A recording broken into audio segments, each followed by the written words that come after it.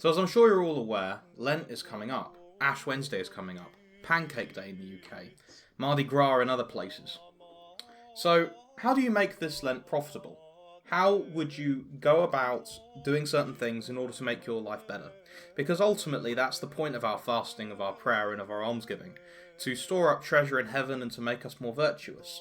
To make us a more pleasing sacrifice to God. Now how do you go about doing this? Well, the first rule of thumb, and I think this is something that we need to be reminded of from time to time, is that we need to choose something that we know that is not above our station. To go and say, oh, I'm not going to eat for 40 days or 46 days, if you include the Sundays, that's something that's not really accessible to most people. And of course I use an extreme example, but seriously, don't go crazy setting yourself tasks that you can't do.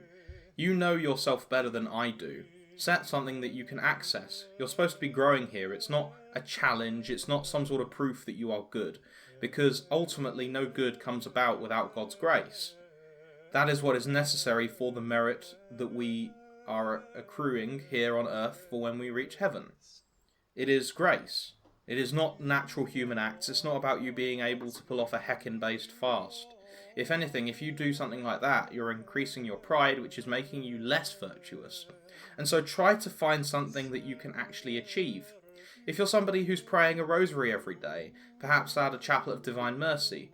If you're somebody who prays the divine office as a priest, maybe add the little office of the Blessed Virgin, or something short like this.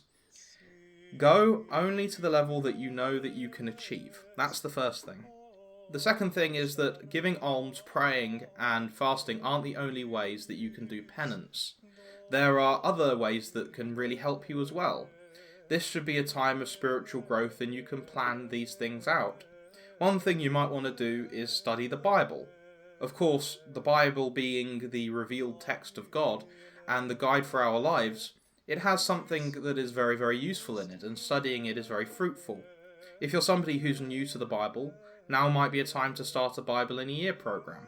These things are great. I did one once. They're very helpful for getting the idea of the lay of the text.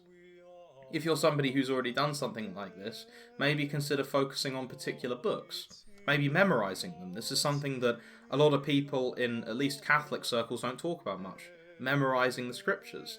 Desert monks were in fact expected to have memorized the entire Psalter and the epistles of St. Paul when they went into the monasteries.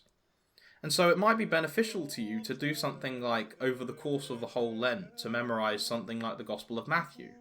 This could be a tremendously profitable thing to do. Another thing that I think might be helpful for those who have a lot of patience is learning the languages of the scriptures and theologians. So that will be Latin, ancient Greek, and Hebrew.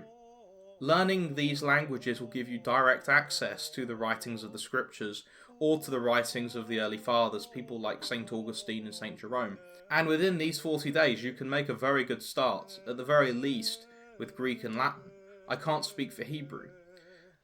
You can go and pick up something like Lingua Latina per se illustrata and then assign that as a penance, because believe me, it will eventually become a penance. You will eventually get sick and tired of it. But it is something that will provide you with the skill to be able to read the fathers on their own terms and to read the scriptures in the languages which are currently accessible to us. Another thing that you might want to bear in mind as well is that many of you come from societies that are very broken. I think my channel tends to attract people who are of this opinion just because of my political views and the kind of content that I make stuff about. It might be worth considering joining up with a charity for the 40 days and providing some of your time to help make this right. How many lonely old people are there in Europe and the United States? How many people are struggling? Is your church struggling? Perhaps you can volunteer with St. Vincent de Paul or something like this, or the Knights of Columbus, or the Knights of St. Columba if you're in the UK. And volunteering with these groups will be able to put you in a position to help people in their time of need, which is of course an act of charity and something that will grow you in spirit. These are all things that you should very strongly consider. But of course, only do that which you are able to do. Do not impose on yourself more than you can do. This is the most important thing, because if you put too much on yourself, you will burn out and you won't be able to do anything after a couple of weeks.